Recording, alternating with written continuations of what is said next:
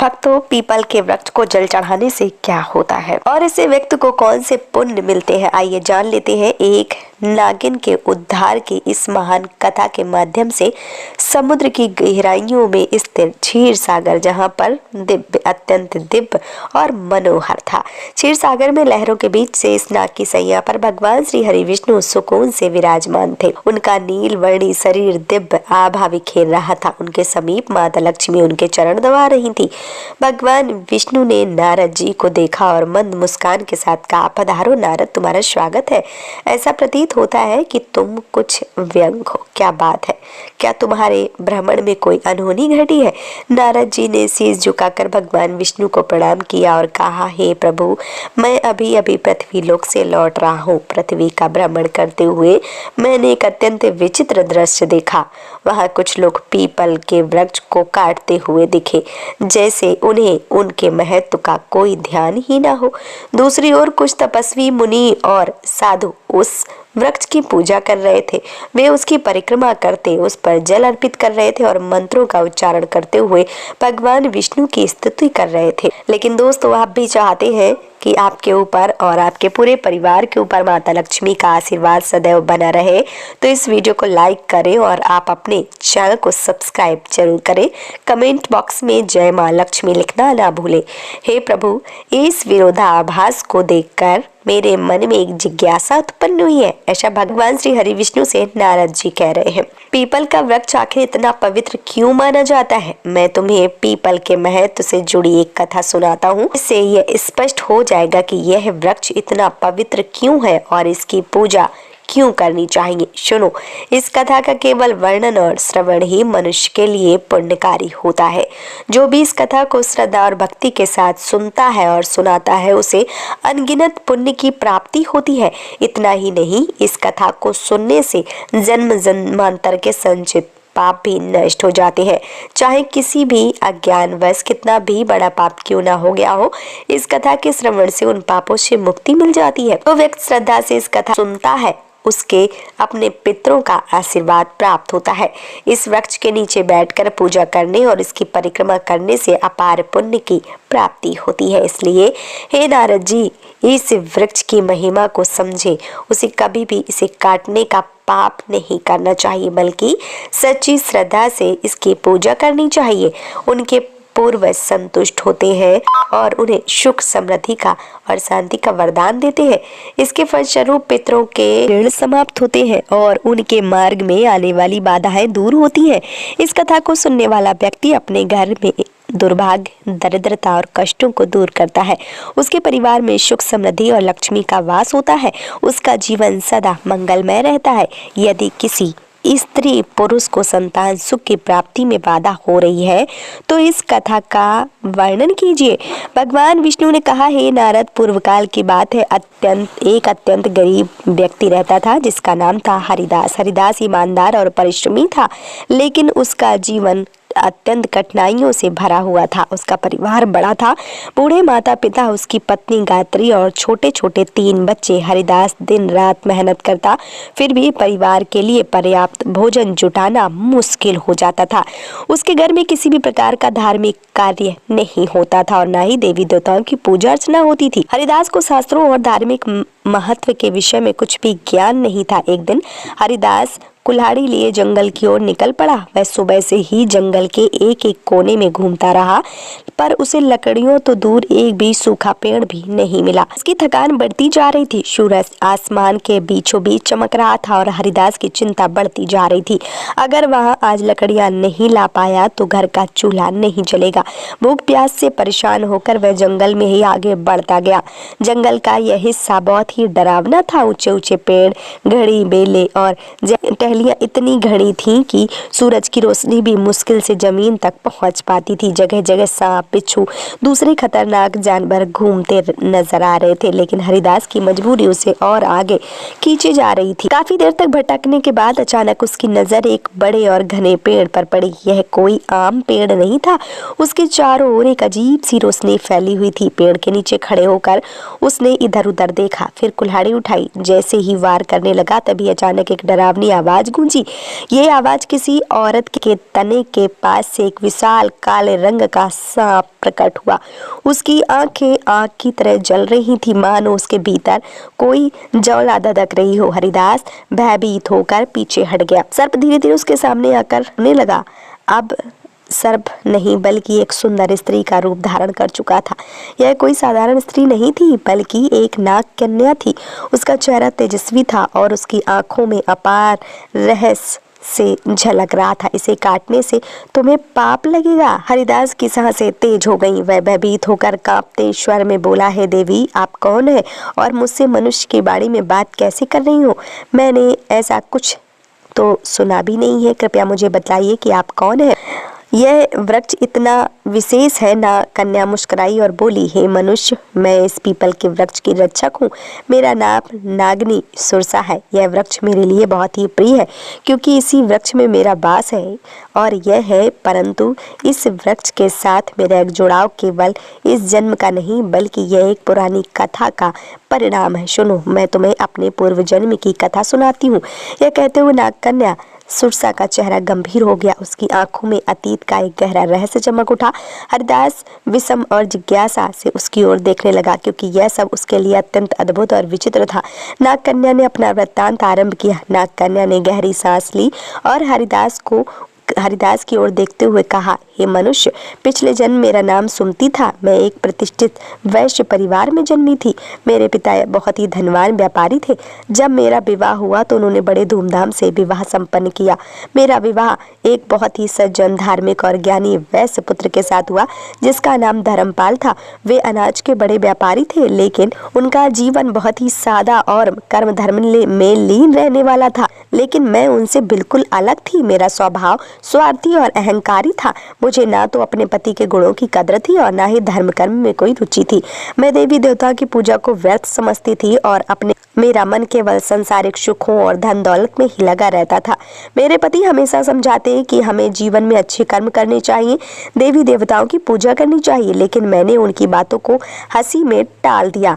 हमारे गांव के पास एक मुनि का आश्रम था जो बहुत ही शांत, पवित्र और प्रकृति की गोद में बसा हुआ था। वहाँ का वातावरण इतना निर्मल और दिव्य था कि वहाँ पहुँचते ही मन को असीम शांति का अनुभव होता था। मुनि ने अपने आश्रम के आंगन में एक छोटा सा पीपल का पेड़ लगाया था। गांव के लोग वहां रोज पूजा करने आते, पीपल के चारों ओर दीप जलाते, जल चढ़ाते और उनकी परिक्रमा करते। उनका विश्वास था कि इस वृक्ष में स्वयं भगवान विष्णु का वास है और उनकी पूजा करने से पितृ प्रसन्न होते हैं। लोगों की अपार श्रद्धा और भक्ति से यह वृक्ष बहुत ही कम समय में विशाल हो गया था। एक दिन की बात है, मैं उसी आश्रम से गुजर रही थी। मैंने देखा कि एक ब्राह्मण अत्यंत श्रद्धा से उस पीपल वृक्ष की पूजा कर रहा है। वह वृक्ष के तले जल चढ़ा रहा था और मंत्रोच्चार कर रहा था। यह दृश्य देखकर मैं ठहाका मारकर हंसने लगी और कटु स्वर में कहा, अरे ब्राह्मण, तुम मूर्खों की तरह इस वृक्ष की पूजा क्यों कर रहे हो? यह तो केवल एक वृक्ष है, न फल देता है न फूल देता है। यह पेड़ किसी काम का तो है नहीं, व्यर्थ का है, पूजा का कोई लाभ नहीं होगा। मेरे शब्द सुनकर वह ब्राह्मण अत्यंत शांत स्वर में मेरी ओर देखता रह गया। वह गंभीर स्वर में बोला, हे देवी, तुम्हारा अज्ञान ही तुम्हारे इस व्यवहार का कारण है। क्या तुम्हें ज्ञात नहीं कि यह पीपल का वृक्ष नहीं, इस वृक्ष में स्वयं भगवान विष्णु का वास होता है। यह वृक्ष जीवित और अत्यंत पवित्र है। इसकी पूजा करने से भगवान विष्णु प्रसन्न होते हैं। इसके तले जल चढ़ाने से पितरों का आशीर्वाद प्राप्त होता है। अनेक जन्मों के पाप और वृक्ष की पूजा से जो समृद्धि है वो प्राप्त होती है। यह वृक्ष मानव जीवन के लिए वरदान स्वरूप है। उस ब्राह्मण की बातों में मेरे अहंकार को और भड़का दिया। मैंने कटु शब्दों में उसका और उपहास किया। मैं क्रोध में आकर उस वृक्ष के पास पहुंची और व्यंग पूर्ण स्वर में कहा, देखते हैं तुम्हारा वृक्ष कितना महान है। यह कहकर मैंने आवेश में आकर पीपल के वृक्ष को लात मार दी। जैसे ही मेरी लात उस वृक्ष को लगी, उसी क्षण एक विचित्र घटना घटी। मेरे पैरों से लेकर शरीर के अन्य अंगों में जलन होने लगी। वह जलन असहनीय थी। मैंने देखा कि मेरे शरीर में परिवर्तन हो रहा है। धीरे धीरे मेरा रूप बदलने लगा। मेरी त्वचा काली पड़ने लगी और देखते देखते मैं भयानक सर्पनी में परिवर्तित हो गई। नागनी का रूप धारण करके मैं वहीं चीखने चिल्लाने लगी। मेरी चीख पुकार सुनकर आश्रम में मुनि आ गए। मैंने उनके चरणों में गिरकर और रोते हुए अपनी व्यथा कही। मैंने उनसे विनती की कि मुझे अपनी शरण में मुक्ति दिलाइए। मुनि गंभीर स्वर में बोले, हमने घोर पाप किया है। पीपल के वृक्ष को अपवित्र करना और उसका अपमान करना भगवान विष्णु का अपमान है। तुम्हें तुम्हारे कर्मों का दंड मिला है। फिर मैंने कांपते हुए हाथ जोड़कर मुनि से प्रार्थना की, प्रभु कृपया मुझे क्षमा कर दें और मुझे इस श्राप से मुक्ति का उपाय बताएं। मैं अपने पापों के लिए पश्चाताप करना चाहती हूँ। उस मुनि ने गंभीर स्वर में कहा, हे पापनी, तुम्हें इस श्राप से मुक्त होने के लिए 100 वर्षों तक इस पीपल के वृक्ष में निवास करना होगा और इसकी रक्षा करनी होगी। जब 100 वर्ष पूरे हो जाएंगे तब तुम्हारे पति यहाँ आएंगे और इस वृक्ष पर जल अर्पित करेंगे। उसी दिन तुम्हें इस श्राप से मुक्ति मिलेगी। इतना कहकर मुनि वहां से चले गए। तब से मैं इसी वृक्ष में प्रवास कर रही हूँ। यह वृक्ष दिनों दिन बढ़ता गया और मैं दिन रात इसकी रक्षा करती हूँ ताकि कोई इसे हानि न पहुँचा सके। आज मेरे 100 वर्ष पूरे हो चुके हैं। मैं प्रतीक्षा कर रही हूँ कि मेरे पति धर्मपाल यहाँ आए और इस वृक्ष पर जल अर्पित करें, तभी मुझे इस सर्प योनि से मुक्ति मिलेगी। यह कहते हुए नागकन्या की आंखों में आंसू आ गए। उसकी आवाज में पीड़ा और पश्चाताप स्पष्ट झलक रहा था। हरिदास की यह बात सुनकर मैं अवाक रह गया। वह समझ नहीं पा रहा था जो कुछ उसने सुना वह एक सपना था या सच्चाई। उसके भय और श्रद्धा का संचार हो रहा था। नागकन्या की करुणामय कथा सुनकर हरिदास स्तब्ध रह गया। उसकी आंखों में आश्चर्य और अविश्वास के भाव तैरने लगे। उसे यह बात समझ में नहीं आ रही थी कि वह स्वयं इस घटना से किस प्रकार जुड़ा हूँ। कर्मों का परिणाम है। क्या तुम जानना चाहते हो कि इस नागकन्या के जीवन में क्या स्थान रखते हो? हरिदास ने विस्मय से मुनि से पूछा और देखा और कांपते स्वर में कहा, हे अश्वेश्वर, कृपया मुझे कृपा करें और मेरे जन्म के रहस्य का ध्यान न दें। यह सब क्या हो रहा है? मैं इस नागकन्या किस प्रकार से जुड़ रहा हूँ? यह नागकन्या का नाम सुमति है। इसका पति तुम ही हो। इस जन्म में तुम धर्मपाल नामक एक पुण्य व्यापारी हो। तुमने सुमति के से विवाह किया था। उसका जीवन संभालने का हर संभव प्रयास किया। तुम एक धर्मनिष्ठ और सत्यवादी व्यक्ति थे। तुमने सुमति के सद्मार्ग पर लाने के लिए अनेक प्रयास किए, किंतु वह तुम्हारे प्रयासों की अपेक्षा करती रही। हरिदास ने आश्चर्य और अविश्वास के साथ कहा, क्या मैं इस नागकन्या का पति हूँ? मुनि ने मुस्कुराते हुए कहा, हरिदास, सुमति ने अपने अहंकार और अज्ञान के कारण पीपल के वृक्ष का अपमान किया था, जिसके कारण उसे सर्प योनि का श्राप मिला। किंतु भगवान विष्णु ने तुम्हारे पुण्य कर्मों के कारण यह नियम बनाया कि केवल तुम्हारे हाथों के जल से अपवित्र होने सुमति को इस श्राप से मुक्ति मिलेगी। तुम यहाँ तक केवल अपनी नियति के कारण आए हो। तुम्हारा आज यहाँ आना संयोग नहीं था, बल्कि विधि का विधान है। सुमति जो अब चुपचाप खड़ी थी, मुनि की बात सुनकर हरिदास के चरणों में गिर पड़ी। उसकी आंखों में आंसू की धार बहने लगी। वह कांपते स्वर में बोली, हे स्वामी, मैं अपने पूर्व जन्म के पापों के लिए आपसे क्षमा मांगती हूँ। मेरे अहंकार और अज्ञान के कारण मैंने आपको दुख पहुंचाया और इस पीपल वृक्ष का अपमान किया। किंतु आज मैं आपसे एक बार प्रार्थना करती हूँ, कृपया इस पवित्र वृक्ष पर जल अर्पित करें, मुझे इस श्राप से मुक्त करें। हरिदास की आंखों में करुणा भर आई। उसका नागकन्या के प्रति कोई क्रोध या घृणा नहीं दिखाई दी, बल्कि उसने हृदय से और श्रद्धा सहानुभूति का भाव जाग उठा। हरिदास ने मुनि की ओर देखा और श्रद्धा से कहा, हे अश्वेश्वर, कृपा करके मुझे बतलाइए कि इस पुण्य से मैं कैसे पूरा करूं। मुनि ने प्रेम पूर्वक कहा कि फिर विशाल पीपल वृक्ष की ओर इशारा करते हुए कहा, वत्स, इस वृक्ष के पास जाओ, श्रद्धा से जल अर्पित करो और भगवान विष्णु का स्मरण करो। ऐसा करने से तुम्हारे पूर्व जन्म के बंधन समाप्त होंगे और सुमति को भी मुक्ति मिल जाएगी। हरदास ने बिना समय गंवाए पास रखे एक कलश से जल भरा और पीपल वृक्ष के सामने जाकर खड़ा हो गया। उसकी आंखें बंद थी। मन ही मन भगवान विष्णु का ध्यान किया और फिर श्रद्धा से जल अर्पित करने लगा। जैसे ही जल की धारा पीपल के जड़ों तक पहुंची, वहां एक अद्भुत घटना घटी। अचानक पीपल वृक्ष के नीचे एक दिव्य प्रकाश फैलने लगा। उसी समय वहां बैठी नागकन्या का सर्प रूप धारण धीरे धीरे समाप्त हो गया और उसके स्थान पर एक अत्यंत सुंदर तेजस्वी स्त्री प्रकट हुई। उसका चेहरा चमक रहा था मानो वह स्वयं कोई देवी हो।